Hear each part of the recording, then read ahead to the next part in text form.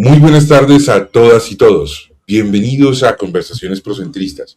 Es un espacio para hablar de política con evidencia, respeto y propuestas reales para Colombia.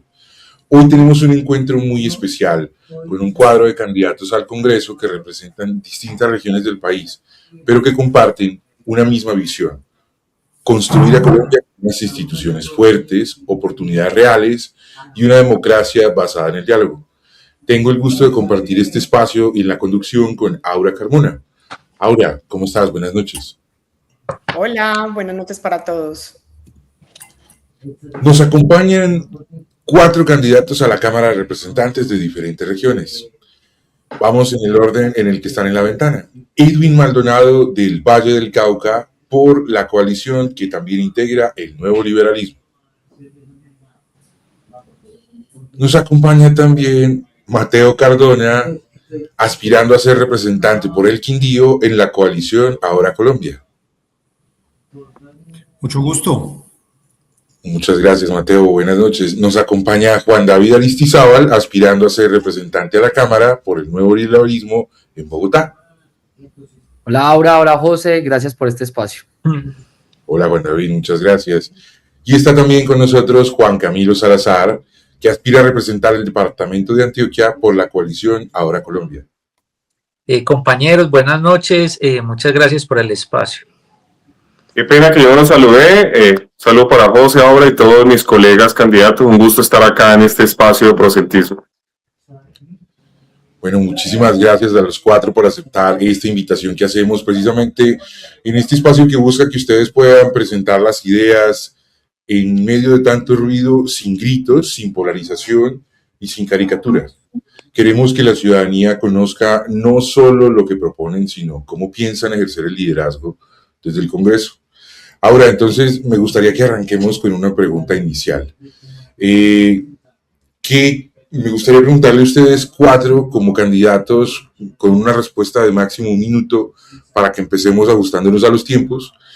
¿Qué está realmente en juego para Colombia en estas elecciones al Congreso y por qué decidieron dar este paso? Y me gustaría que Aura les dé el orden de la respuesta. Listo, entonces empecemos con Juan David Aristizábal, después Juan Camilo Salazar, luego Mateo y por último Edwin. Ahora, yo creo que hay varias situaciones que están pasando en el país y una de las que a mí más me llama como el dolor es ver tanta gente, tantos jóvenes, tantos empresarios queriéndose ir de Colombia. En los últimos 3 años, más de 1.500.000 colombianos tomaron la decisión de irse y no se van precisamente a Cuba, a Nicaragua, ni a Venezuela. Se van a países donde pueden crecer. Se van a Australia, se van a Canadá, se van a los Estados Unidos. Y cuando uno mira las condiciones de esos países, pues son condiciones donde ellos sueñan que su proyecto de vida se pueda hacer realidad. Colombia hoy no está generando condiciones para prosperar. Y yo tomo la decisión, yo no vengo del mundo de la política, no me imaginé estando de candidato, pero yo quiero un país en el que nos queramos quedar, un país en el que podamos hacer nuestros proyectos de vida acá, y para eso tenemos que convertir a Colombia en un epicentro de inversión, de generación de empleos, y para eso tenemos que apostarle a la educación, tenemos que apostarle a tener un sistema tributario que garantice la creación de empresa, y también tenemos que tener un Estado que cumpla con las reglas de juego y con las condiciones más básicas de seguridad. Esto dentro de un contexto en un país que tiene que tomar la decisión de quiénes son los defensores de la democracia, quiénes son los defensores de la Constitución del 91. Y el Nuevo Liberalismo, el partido que yo también represento, pues es eso. Es un proyecto de futuro, es un proyecto donde nos podamos quedar en Colombia, cuidando la Constitución que tenemos, pero discutiendo y trabajando por los asuntos urgentes de esta sociedad. Muchas gracias, Juan David.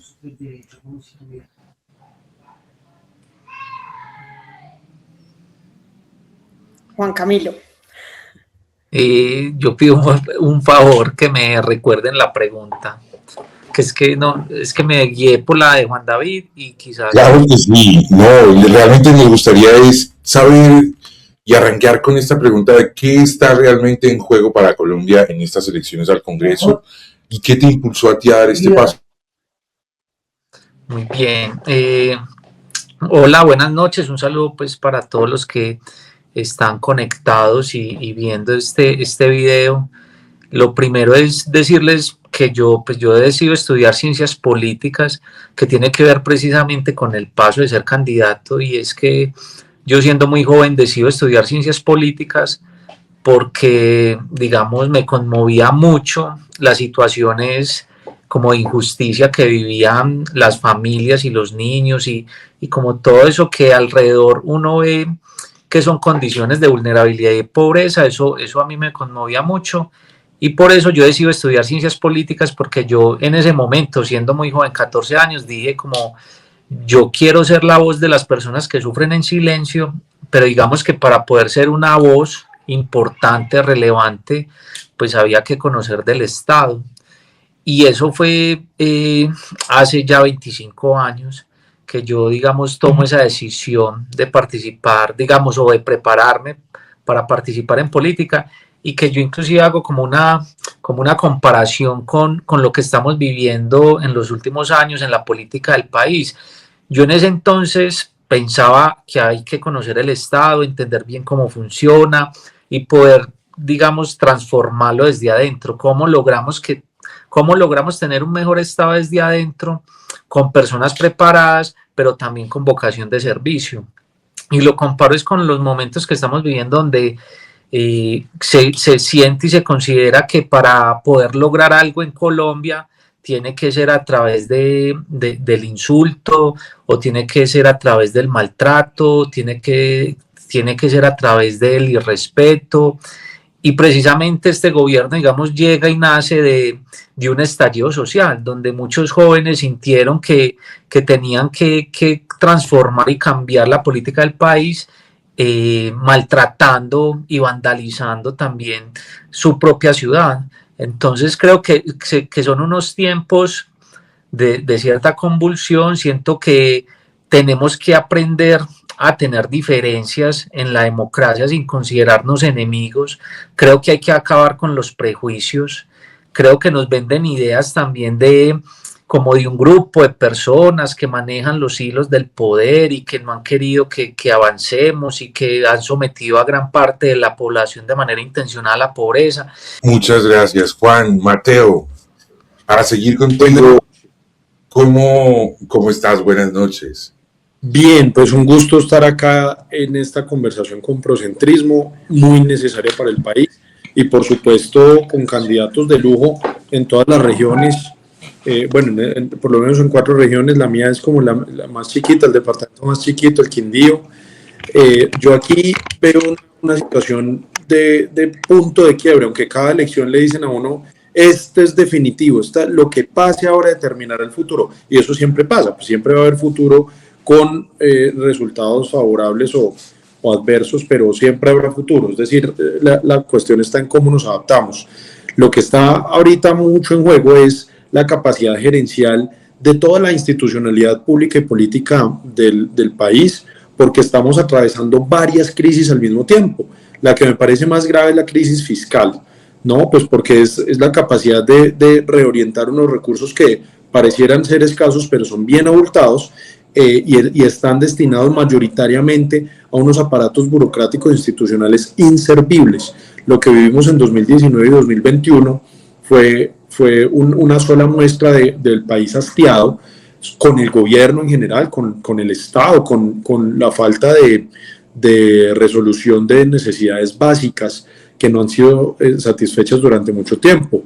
La falta de, digamos, cubrir temas de hambre. Hay una cifra de la FAO del año pasado, era que 20 millones de colombianos no se comían las 3 comidas diarias. Eso es dramático, y eso nos debe prender una alerta en el sentido de que estamos haciendo todos los niveles de la sociedad para que eso cambie, ¿no? Y el modelo que se nos está planteando es un modelo asistencialista peligroso, pero además pues de reformas que quieren devolver al país a un modelo que sabemos que no funcionó. Colombia ha venido avanzando a paso lento pero seguro en varios frentes, y hoy nos quieren echar para atrás en varios temas. Y eso es... Muchas gracias, Mateo. Edwin, de tu parte, ¿cuál sería como la respuesta? Yo sí quiero mencionar, y por lo que conozco en los últimos años, sobre todo en este siglo, que en este Congreso de este año se juega todo en el país. Estamos pues, en unas elecciones presidenciales que van a determinar quién va a llegar a la presidencia.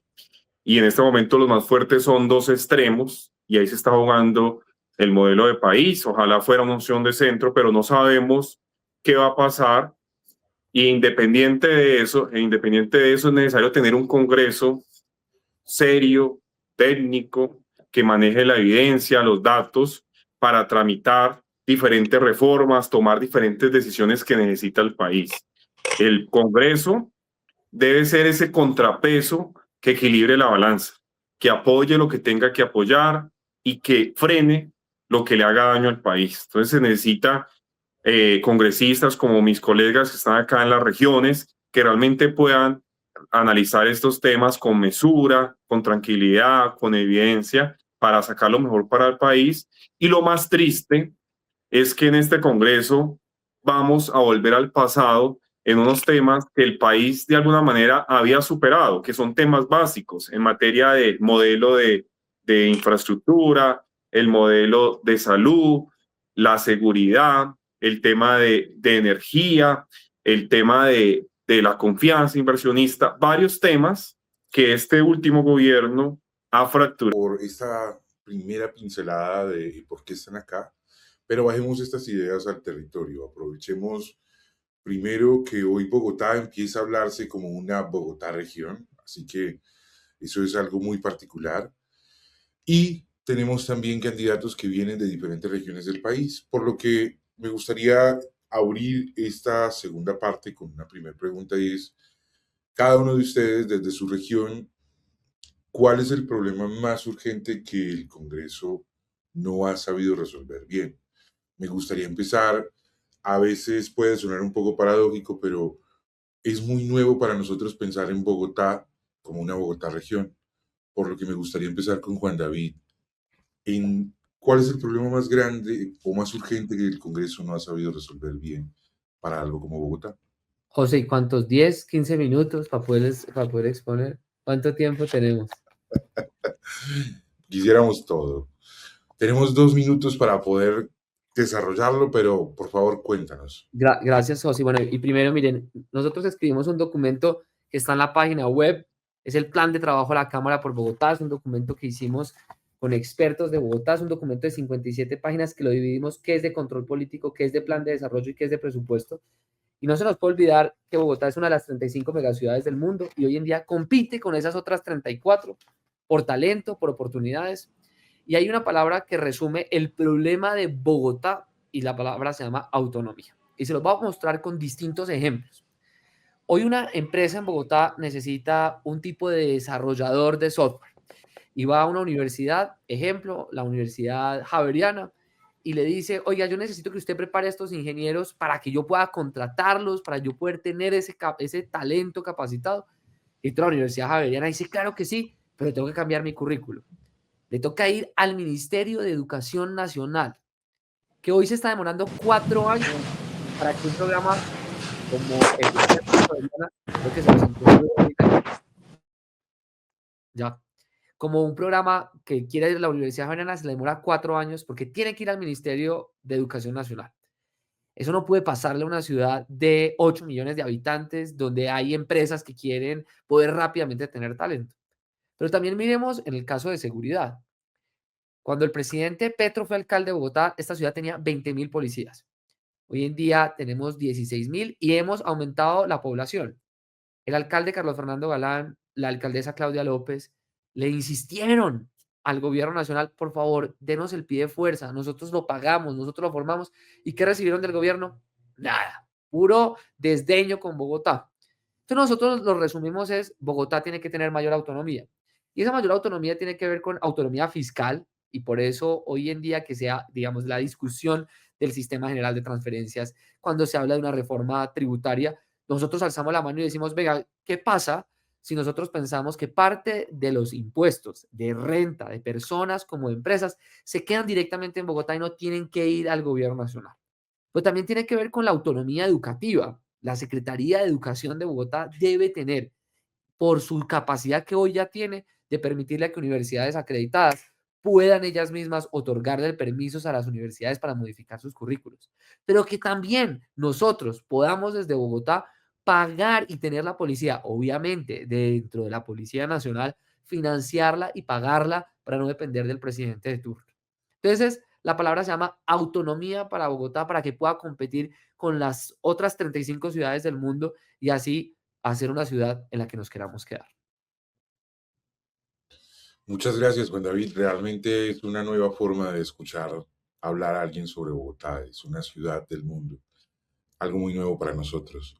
Me gustaría que ahora fuéramos con Edwin. Edwin, desde el Valle del Cauca, de todo lo que ha ocurrido recientemente, ¿cuál crees que es el problema más urgente que el Congreso no ha sabido resolver bien? Listo. Yo soy un enamorado de mi departamento, soy de Tuluá, del centro del Valle, conozco por fortuna todos los 42 municipios y conozco la riqueza que tiene nuestra región y con el perdón de mis compañeros, pues el Valle tiene la mayor riqueza que puede tener un territorio, que es la diversidad. Diversidad en materia cultural, étnica, y eso se expresa en la cultura, el arte, la música, la gastronomía, que también es muy diversa en nuestro departamento, en cada municipio, una riqueza inigualable. En materia de turismo, somos el único departamento que tiene todos los tipos de turismo. En Colombia, el Valle tiene todos los tipos de turismo, naturaleza, urbano, religioso, es el único. Eso está medido por Cotelco. Y a su vez, en nuestro tejido productivo, tenemos la mayor diversidad y sofisticación según el índice de competitividad. O sea, tenemos mucho por mostrar, tenemos un tejido productivo fuerte, compuesto por empresas nacionales y también internacionales, más de 260, pero lastimosamente este siglo hemos sido relegados por el gobierno nacional. El Valle tiene Buenaventura, que es un puerto que le sirve más que todo al país, más que al Valle del Cauca, y totalmente olvidado. Siempre he dicho que llegan presidentes cada 4 años prometiendo cosas y nunca cumplen, sabiendo que Buenaventura es para el Valle, la vía, el dragado, el aeropuerto, el tren del Pacífico. Entonces, lo que yo veo es que el Valle del Cauca en los últimos años no ha tenido apoyo del gobierno nacional. El centralismo lo sufre Bogotá, que está pues más cerca del poder, y también lo sufre el Valle del Cauca. Y hay un dato que saqué, entre el 2012 y el 2022 se invirtió en infraestructura de transporte en Colombia 100 billones. Y al Valle solo le correspondió el 3%.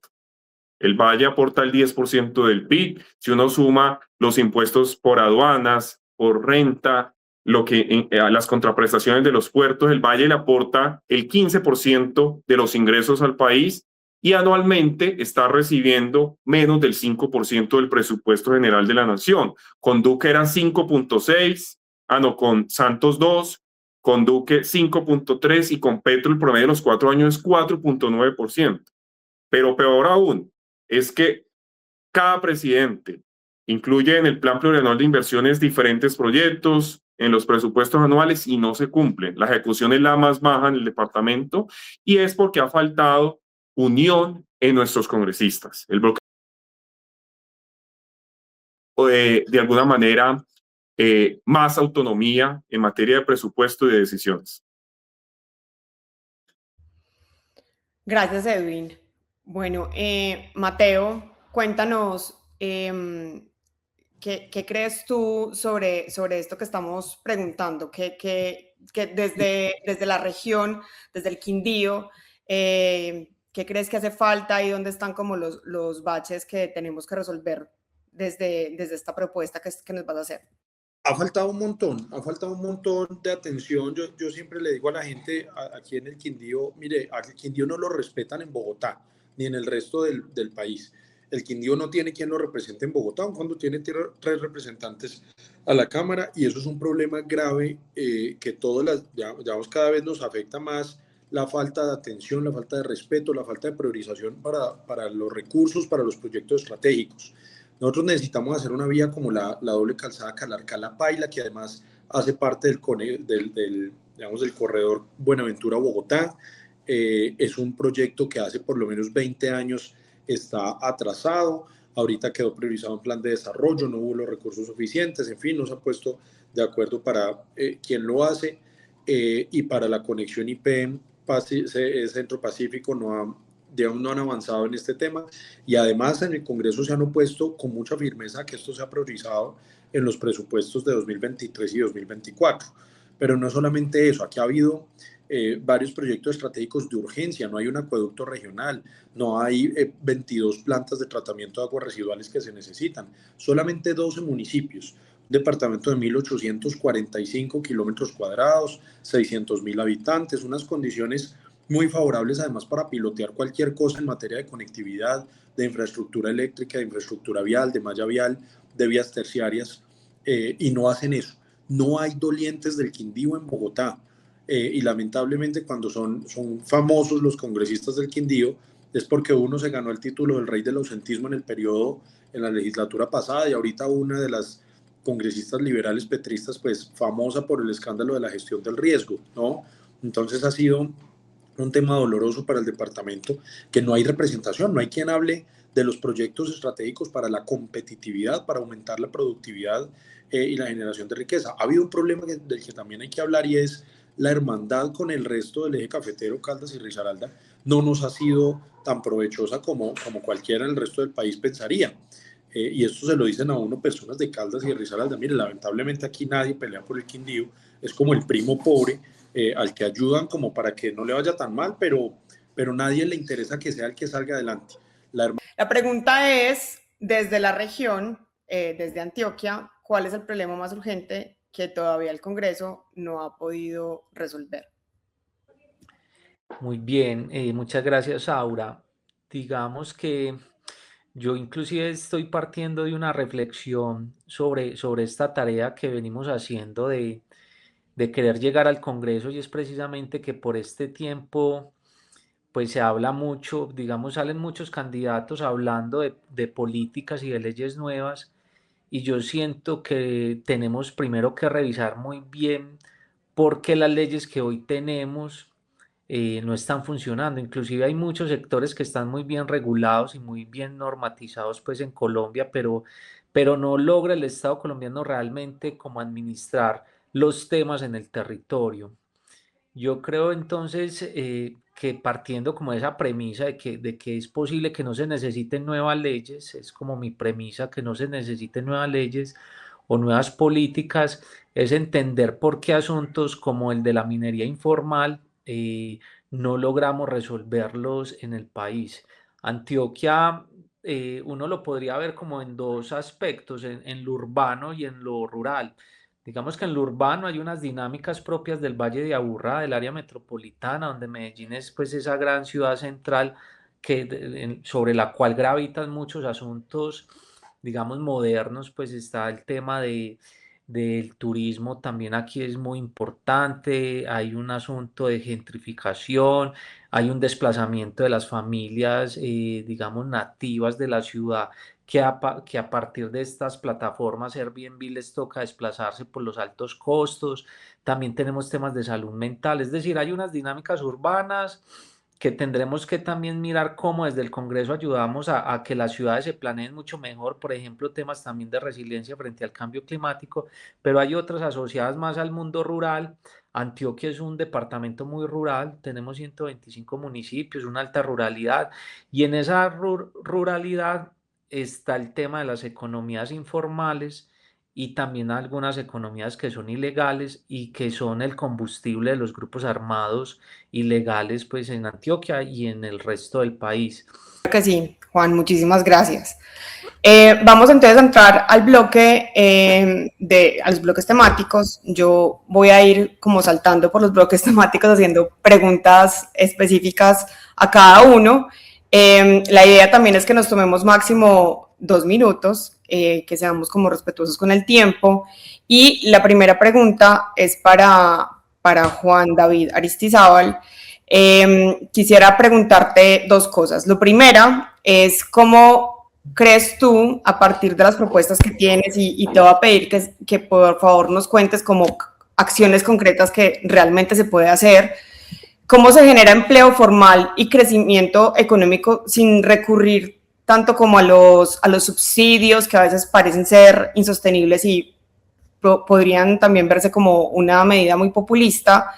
Y lo segundo es, ¿cuál crees tú que debe ser la apuesta para que Colombia pueda invertir en la atracción de talento, en educación e innovación, y para que pues claramente podamos nosotros tener mejores habilidades en las personas? Ahora, muchísimas gracias. El éxito de los países deja rastro y deberíamos estar aprendiendo de ellos.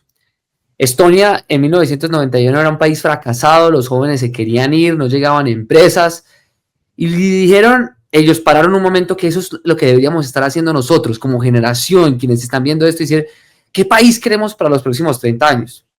Y en Estonia se organizaron y dijeron, lleguemos a un acuerdo sobre 3 cosas. Lo primero, una política de atracción e inversión para que muchas empresas quieran llegar a Estonia y los emprendedores se animen a llegar. Y empezaron con algo muy sencillo y básico, y es la seguridad jurídica. Que quien quiera emprender, quien quiera crecer, lo pueda hacer con una estabilidad y que no le cambien las reglas de juego.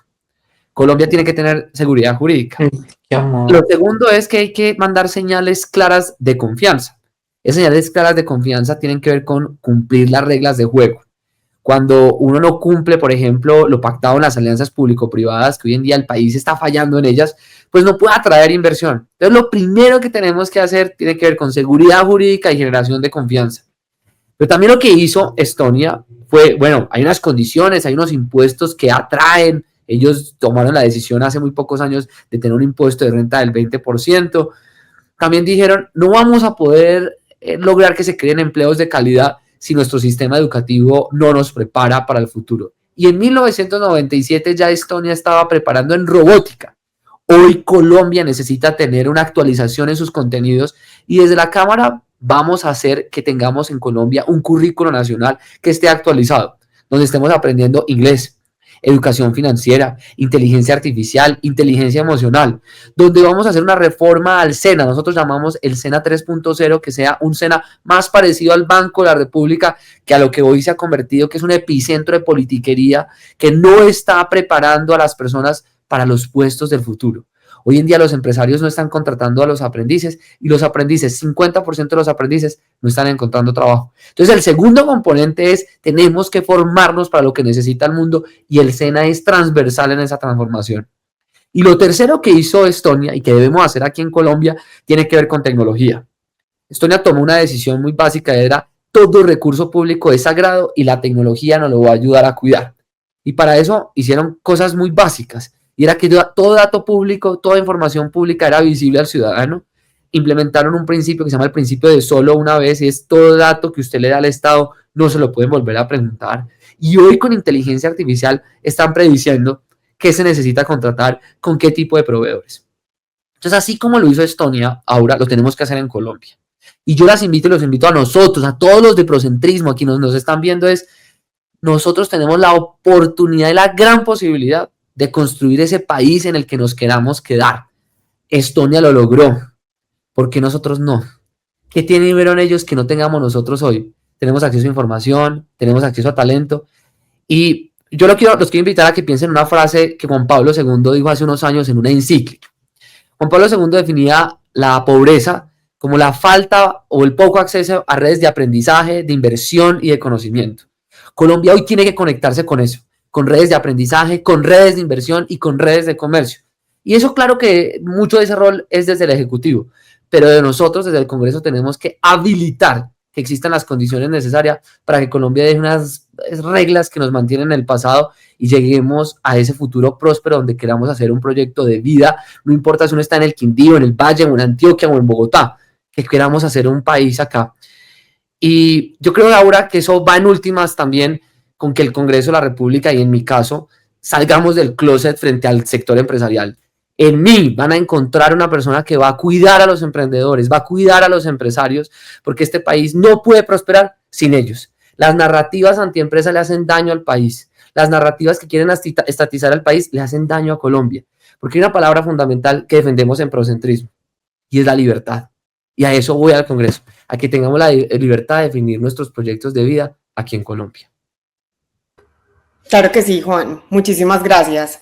Edwin, contigo también quisiera hablar un poco sobre economía, pensando como en los negocios, en los pequeños negocios y en lo que tiene que ver con las facilidades de las empresas para crecer.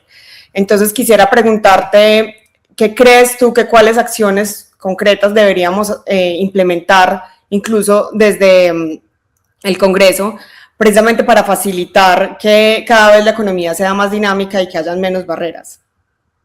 Sí, yo creo que aquí en el Congreso tenemos un trabajo todos, colegas, de simplificarle el trabajo a las empresas. En Colombia es muy difícil hacer empresa y una de las propuestas o proyectos que tengo en esta materia, más que crear nuevas leyes, es hacer un estatuto de simplificación empresarial para la creación, para la formalización y crecimiento del tejido empresarial en Colombia, que es muy diverso y necesita mucho apoyo. En esta materia hay que analizar qué leyes hay que derogar, qué normatividad se puede simplificar. Hay cosas que se pueden hacer fácilmente, que facilitarían la vida de los empresarios, porque a muchas empresas les toca prestar, porque para pagar impuestos del IVA, le retienen las devoluciones. Todo esto se podría mejorar desde el punto de vista normativo para que las empresas tengan el mayor bien que tienen, que es el flujo de caja. Muchas veces no es los ingresos, las ventas, sino el flujo de caja, y esto es afectado. Y por otro lado hay que fortalecer el acceso al crédito con mecanismos innovadores. Todo esto se puede hacer en el marco de lo que llamamos estatuto de simplificación empresarial, para mirar qué leyes hay, qué sirven, qué se puede mejorar, qué se puede cambiar. Obviamente hay que construir sobre lo construido. Hay, por ejemplo, la ventanilla única empresarial se tiene que fortalecer para que en Colombia realmente, que una empresa en 48 horas se simplifique, las ventanillas de comercio exterior, para los permisos, para el tema de habilitar la formalidad, porque la formalidad se tiene que ver desde el punto de vista de la empresa. No es solo la Cámara de Comercio, sino cumplir los requisitos de una superintendencia, de alguna entidad especial según el producto o servicio, pero también desde el punto de vista laboral, facilitar esto desde el punto de vista del producto. Y ahí es donde yo propongo que la visión de entidades como INVIMA, el ICA, Ministerio de Salud, más que fiscalizadora, debe ser pedagógica para que las empresas puedan hacer esa transición hacia la formalidad, hacia el crecimiento. Hay que mostrar las bondades de la formalidad. Soy un convencido de que el principal problema que tiene el país es la formalidad. Esto afecta al tejido productivo, las posibilidades de crecer, llegar a otros mercados, acceder a créditos formales, pero también afecta otro tema, que es el sistema de seguridad social, las pensiones, la salud, el sistema laboral. Entonces yo creo que esa debe ser una meta, simplificar y simplificar para que sea más fácil para las empresas. Y yo tengo una propuesta que yo creo que se puede hacer con la ayuda de todos. Todos creo que aquí coincidimos en que hay que bajar la tasa impositiva para el sector empresarial, pero adicionalmente considero importante para algunas empresas superar el Valle de la Muerte, un incentivo tributario condicionado que no genere de alguna manera asistencialismo o que siempre estén dependiendo del Estado, sino condicionado de crecimiento. Antes mejora cuando la empresa reporta más empleados, más ventas, si se formaliza más, que la formalización es un proceso largo, porque va del producto, la persona, trabajador y la empresa. Si formaliza más, si crece más, el incentivo se va moderando y la idea es que salgan de ese impulso y le den la oportunidad a otras empresas y que no se queden ahí. Necesitamos empresas cada vez más grandes, más productivas, que puedan pagar mejores salarios, que se internacionalicen. Entonces, en ese sentido, yo creo que debe haber una agenda muy clara de simplificación de trámites y de facilitarle la vida a las empresas. Perfecto, Edwin, muchísimas gracias. Mateo, la pregunta para ti va más relacionada con temas de educación y futuro. Entendemos que cada vez pues más personas se quedan por fuera del mercado laboral y parece que dignificar la formación, digamos otro tipo de formación que no sea universitaria, pues es un problema porque la mayoría quiere tener acceso a la universidad y también tiene barreras de acceso. Entonces, ¿cómo hacemos para que cada vez hayan personas con más formación técnica, tecnológica, que se puedan insertar muy bien en el mercado laboral, que puedan ser parte, digamos, de la economía productiva? Desde tus propuestas, ¿tú cómo lo estás viendo y qué acciones concretas pues has identificado? Mira, nosotros estamos hablando acá de proponer una ley del hub de innovación, de investigación, de educación, de desarrollo agroindustrial a partir de tecnología. Y ahí es muy importante que demos una conversación de país sobre el modelo educativo que soñamos. No es Juan David ya se retiró, pero Juan David puede explicar esto muy bien en todos los momentos que he visto entrevistas de él. Él habla de las 13 de emprendimiento, educación e empleabilidad, y es la forma como conectamos eso. Entonces, es una discusión de país y va más allá de la reforma a la educación que se hizo este año, que da unas herramientas para que pues, nos podamos adaptar un poco mejor, pero no es solamente responsabilidad del sector público, ahí hay una altísima responsabilidad del sector privado. La demanda laboral pues siempre tiene que ir correspondiente con la innovación, con lo que el mercado te está pidiendo alrededor del mundo y cómo pues, los empresarios van requiriendo más talento humano de determinada forma que otra, y ahí es cuando el sector público debe ir fomentando las aptitudes en las que van formando a las personas de las diferentes edades. Y digo esto porque desde la primera infancia debe ir pues también correspondiendo con las necesidades geográficas, pues no es lo mismo una persona que se esté formando en el Chocó que una persona que se esté formando en la Orinoquía o en el norte del país, pero desde la primera infancia debería haber unos conectores con educación, con el modelo educativo, con la pertinencia de la educación y por supuesto sin abandonar la calidad. Y en calidad yo creo que ahí sí hay un gran reto en materia del sector público y la política y todas las entidades gubernamentales hacia dónde quieren que avance, qué tanta prioridad le quieren dar al modelo educativo a partir de la calidad. Y para mí la calidad va desde la infraestructura. No, pues no es lo mismo unos niños que estén tirados en el piso aprendiendo en alguna escuelita a varios kilómetros de distancia de una cabecera municipal que los niños que pueden estar en un colegio público de calidad en Bogotá, en el Distrito Capital o en Medellín, que hicieron unos colegios muy lindos en la era de Fajardo. Yo creo que la infraestructura, y esto se lo he escuchado también, de hecho, a Fajardo, la calidad de la educación empieza por la dignidad de los espacios, pero también la formación profesoral es determinante para la calidad de la educación, pero sin pertinencia y sin que haya unos planes regionalizados va a ser muy difícil. Yo creo ahí profundamente en la descentralización de los modelos educativos. No es solamente un modelo educativo de país y todos vamos a apostar a la tecnología, sino también unos modelos regionalizados educativos que se adapten a las demandas laborales pensadas en el corto, mediano y largo plazo. Y yo también creo ahí filosóficamente que el Estado es incapaz de hacer una planificación de largo aliento sin que sea compartida con el sector privado, con la academia y con la sociedad civil. Es decir, el Estado es incapaz de pensar en 40 años cómo son los modelos educativos que se quieren aplicar sin que haya participación del sector privado en esa formación de estos modelos educativos. Y ahí hay que hacer una contrarreforma a la educación con base en esta ley que se hizo, y es cómo nos adaptamos a las nuevas tecnologías, a inteligencia artificial. Nadie está hablando de la llegada de la inteligencia artificial. Esto, al cabo de 5 o 10 años, la cantidad de empleos que se van a perder por la automatización de procesos es dramática y no nos estamos preparando. Y hacia allá hay que avanzar rápidamente con nuestro modelo educativo en todos los niveles, desde primera infancia, pública, atención privada, en todos los niveles. Perfecto, Mateo, muchísimas gracias. Y para cerrar este bloque temático, Juan Camilo, yo quiero salirme un poco de lo que han hablado los otros 3 candidatos y quisiera hablar contigo sobre el tamaño del Estado y la capacidad que tiene o el favorecimiento que podríamos tener si el tamaño del Estado es el correcto para lograr hacer las inversiones que realmente se requieren. Entonces, ¿cuál es tu visión desde el Congreso? ¿Qué crees tú que acciones que podríamos implementar para que realmente podamos tener pues, el tamaño correcto y la posibilidad de hacer las inversiones donde se necesitan? Muchas gracias, Aura.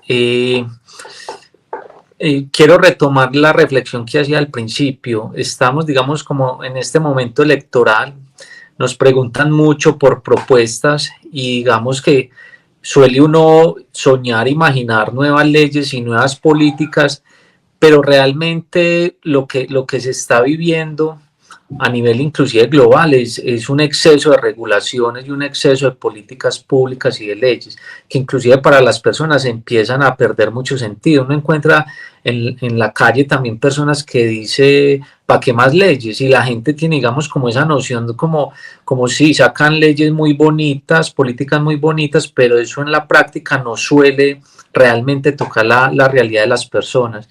Y esto yo lo conecto con dos asuntos. Uno, yo soy especialista en evaluación socioeconómica de proyectos y uno de los grandes, digamos, una de las grandes deficiencias que tenemos en el sector público es que no evaluamos el impacto de las políticas y de las leyes, no sabemos realmente si están cumpliendo el propósito por el cual surgieron. Entonces necesitamos mirar cómo implementar y cómo podemos evaluar cada vez mejor nuestras políticas y nuestras leyes, también para poder nosotros depurar mucha de la regulación que tenemos. Y lo segundo que quiero mencionar es que yo soy magíster en estudios del comportamiento y también hemos visto muy buenas prácticas a partir de la economía conductual y de otros enfoques de ciencias del comportamiento, cómo logrando diseñar políticas muy pensadas frente a cómo las personas toman decisiones, logran realmente tener un impacto en ellas. Y esto lo ato con algo que la OCDE viene promoviendo y no sé si han escuchado este concepto, es que la guillotina regulatoria. La OCDE viene solicitando a los estados que miren y evalúen y revisen, digamos, de manera sistemática toda la regulación que tienen. En Colombia estamos hablando que posiblemente tenemos más de 20.000 normas y políticas y no sabemos ni siquiera cuáles se cruzan, cuáles han tenido impacto, cuáles realmente todavía son útiles, y es necesario entonces comenzar como en ese ejercicio y en esa revisión. Cada año el Congreso está aprobando y está emitiendo de 80 a 100 leyes y nunca, digamos, nos tomamos la tarea de revisar si ya conversa o se cruza con alguna otra regulación que teníamos antes. Y el caso es Corea del Sur. En Corea del Sur hicieron una revisión de 11.000 leyes, eliminaron casi la mitad de esas leyes y regulaciones y hay un impacto muy positivo, digamos, en términos económicos para el país. Entonces, siento yo que al Congreso tenemos que llegar como con esta visión. Venga, asimilemos todo lo que estamos generando en el Congreso en temas regulatorios de políticas y de leyes, miremos cómo podemos hacer un ejercicio sistemático de evaluación y depuremos, comencemos a depurar las leyes. Inclusive encontré que hay otra práctica que dicen que por cada ley que se aprueba se le solicita, digamos, al de la iniciativa que busque 2 leyes que pueda eliminar de acuerdo a esa nueva regulación o a esa nueva ley. Entonces, el mundo, digamos, está avanzando hacia allá. Hay muchos otros referentes donde han logrado realmente reducir, digamos, como la presencia del Estado y del aparato estatal, y realmente logra mostrar ahorro, eficiencia y también tener pues un impacto muy positivo en las vidas de las personas, que muchas veces se las complejizamos con diferentes regulaciones y muchos requisitos que no facilitan la vida. Entonces, Aura, yo no sé si hay para responder sobre esta pregunta que me fascina, es de lo que más estoy hablando. Uno puede echar toda la carreta del mundo sobre los diferentes temas que queremos, de lo que queremos abanderar, pero si que el Estado se apriete la correa, no va a pasar nada. Estamos en la mayor crisis fiscal en la historia republicana, con un nivel de endeudamiento pues nunca antes visto, una vaina dramática, y yo lo que le digo a la gente es: no tiene sentido que tengamos un Estado más grande que nunca, un presupuesto más grande que nunca y unas instituciones más ineficientes que nunca, ¿no? Cuando hay una casa o un negocio, yo soy emprendedor, cuando uno tiene un negocio o en una casa hay crisis económica, lo primero que uno hace es recortar los lujos y los gastos innecesarios. El Estado se tiene que apretar la correa, y eso no solamente es bajándole 15 millones de pesos el salario a los congresistas, medida que además celebro. Ojalá hubiera sido mucho antes, pero también tiene que ir por todos los altos funcionarios del Estado y las megapensiones y todo lo que queramos, pero hay una cantidad de entidades innecesarias. Hay duplicidad de funciones en muchas de las instituciones, además establecidas por Constitución. En el caso del Quindío tenemos 3 niveles de contralorías para controlar que no haya despilfarro en los recursos públicos. Hay Contraloría Municipal de Armenia, Contraloría Departamental, estas dos bien políticas y General de la República con gerencia en el Quindío. No tiene sentido que haya toda esta cantidad de entes de control y a eso sumen la personería, la procuraduría, todos haciendo básicamente lo mismo, y acá se sigue perdiendo la plata y en el resto del país. A eso hay que apretar la correa. No tiene sentido unas gobernaciones tan grandes que tienen que pedirle permiso a todo a los alcaldes para absolutamente todo para poder ejecutar recursos. No tiene sentido que las gobernaciones sean el puente entre alcaldes y gobierno nacional si a los gobernadores no les están parando bolas. No tienen sentido esas asambleas tan grandes con esos salarios tan onerosos si no están produciendo una cantidad de normas que sirvan para sacar adelante y no para regular y para mantener apretado al gobernante de turno. Nos toca, estoy hablando solamente de lo territorial, pero... Sí, no, muy bien, muchas gracias, Mateo, por esa respuesta. Realmente hemos podido conocer las propuestas de ustedes, hemos podido escuchar cómo desde cada una de la perspectiva de ustedes el Estado puede hacerlo diferente y cómo lo pueden hacer cada uno de ustedes desde el Congreso. Me gustaría que vayamos cerrando con una pregunta un poco más personal y es, dentro de 4 años, cuando ojalá estemos buscando la curul para ustedes renovada en su reelección, cuando nos volvamos a encontrar, si nos volvemos a encontrar en ese momento, ¿qué les gustaría haberle cumplido a Colombia o a cada una de sus regiones desde el Congreso? Y me gustaría empezar por Edwin, porque fue por quien también empezamos a hablar desde las regiones. Muchas gracias, José. Creo que es la pregunta fundamental para todos, cómo queremos ser recordados. Y yo creo que lo que marca la diferencia de los que estamos acá, hay muchos políticos de carrera que son elegidos y que hacen campaña 4 años y luego uno no sabe qué están haciendo, o sí sabemos, mejor dicho, pero no están trabajando por los problemas. Yo quiero participar en estos 4 años y hacer un trabajo muy serio, con cifras, con evidencia, con seriedad, en materia de defensa del valle, primero que todo, del Valle del Cauca, en varios proyectos, en varios temas que yo creo que tienen que avanzar en el Valle del Cauca, hacer también un control político serio que de alguna manera actúe en los temas sin populismo, sin buscar protagonismo, sino buscando realmente que se recoja información y que tomen decisiones que mejoren la situación que se identifique. Y también quiero representar una voz en materia de mi posición frente a diferentes reformas, proyectos políticos que sean del gobierno nacional o de otros congresistas, quiero ser claro. Y en materia ya de creación de leyes, que es una parte que por lo que lo juzgan a uno, y no debería ser así, que también hay otro trabajo adicional. Ahí yo quiero dejar un legado en 3 puntos que para mí son importantes, que es oportunidades, inclusión y seguridad. En cada uno de esos 3 puntos tengo 5 proyectos ya armados, trabajados, estudiados con diferentes expertos, que empiezo incluso a radicar desde el 20 de julio y mi tarea es sacarlos adelante con la ayuda de mis colegas y de todos los partidos, porque eso se trata la política, no de imponer, sino de adelantar, y quiero de alguna manera contribuir en unos temas que de alguna manera mejorarían la situación de mi región, pero indirectamente mejorarían la situación de todo el país. Ahí tengo un documento en mi página web donde pueden visitarlo, es de 40 páginas, pero tiene su resumen ejecutivo de 4 hojas, donde pueden ver las propuestas serias, clarificadas, cuáles son los beneficiarios, los instrumentos utilizados, qué hay que cambiar.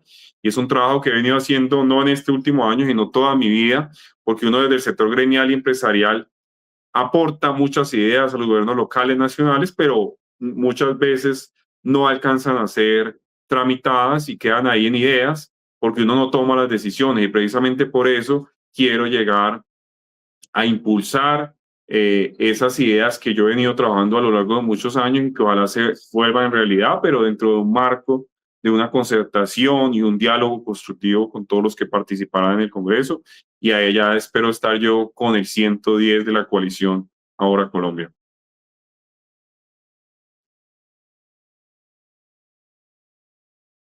Edwin, muchísimas gracias. Realmente muy inspirador y esperamos por el Valle del Cauca que puedas tener la oportunidad de realizarlo. Mateo, cumplirle a Colombia a veces, y más yo creo que cuando uno está haciendo campaña y recorriendo la calle, puede verse difícil. Si en 4 años volvemos a encontrarnos, ¿qué te gustaría haberle cumplido a Colombia desde tu curul en el Congreso? Mire, yo creo que en 4 años Colombia pues tendrá que mirar hacia atrás el momento caótico que estamos viviendo hoy y poder decir, lo logramos. Nos fuimos al piso, pero nos paramos, nos sacudimos y seguimos andando, más fortalecidos que nunca. Ojalá con un Estado mucho más pequeño, al servicio de las necesidades más urgentes que tenemos, pero con un mercado robustecido que se conecte con el mundo, que del mundo puedan venir a Colombia y Colombia pueda ir al mundo y hablar con autoridad y lo puedan respetar alrededor del mundo. Un país con unas relaciones mucho más fortalecidas con Asia y con el Pacífico, que es donde viven 2/3 de la humanidad. Eso en términos empresariales implica más mercado, más oportunidades. Un mundo, un país donde las necesidades sociales, pues que estén haciendo falta, tengamos cómo ver hacia adelante y decir de dónde vamos a sacar recursos para financiarlas.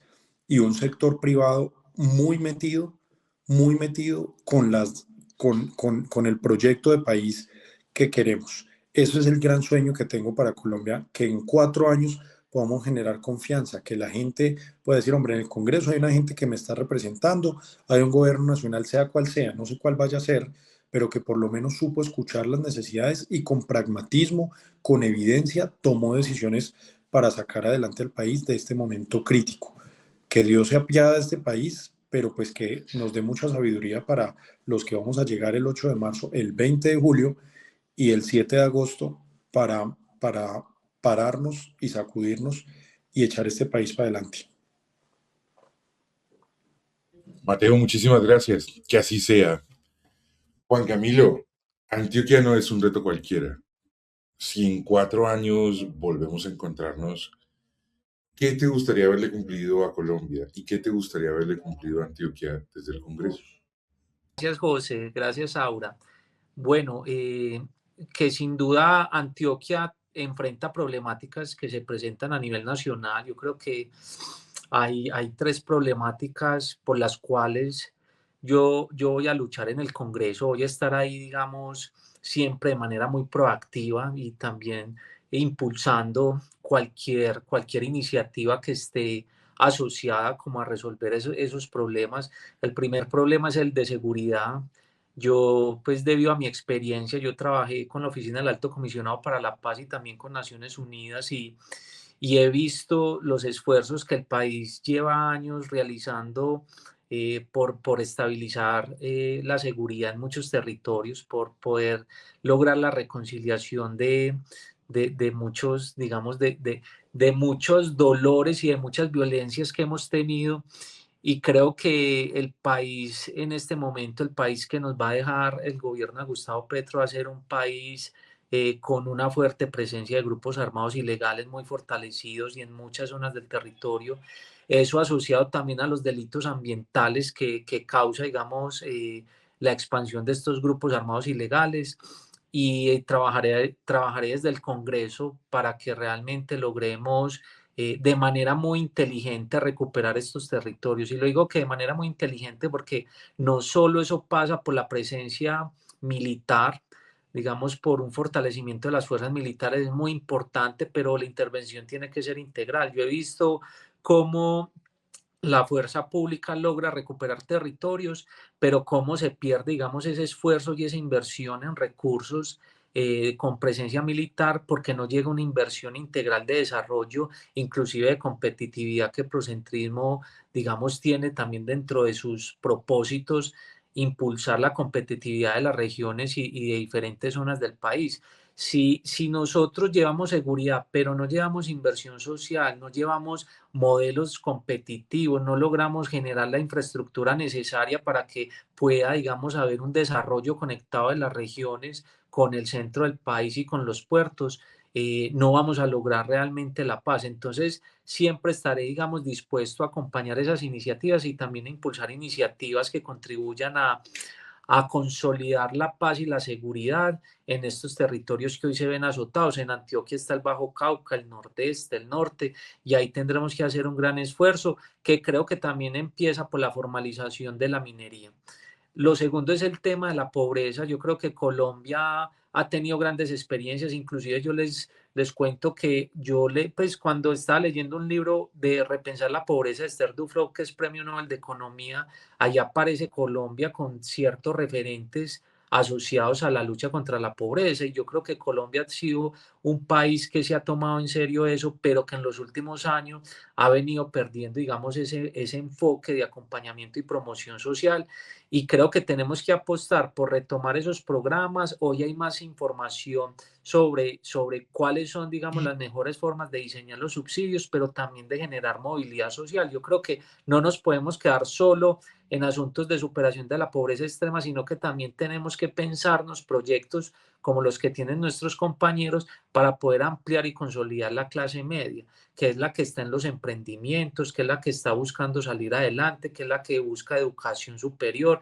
Entonces creo que la lucha por la pobreza siempre debe estar asociada con la ampliación y la consolidación de la clase media.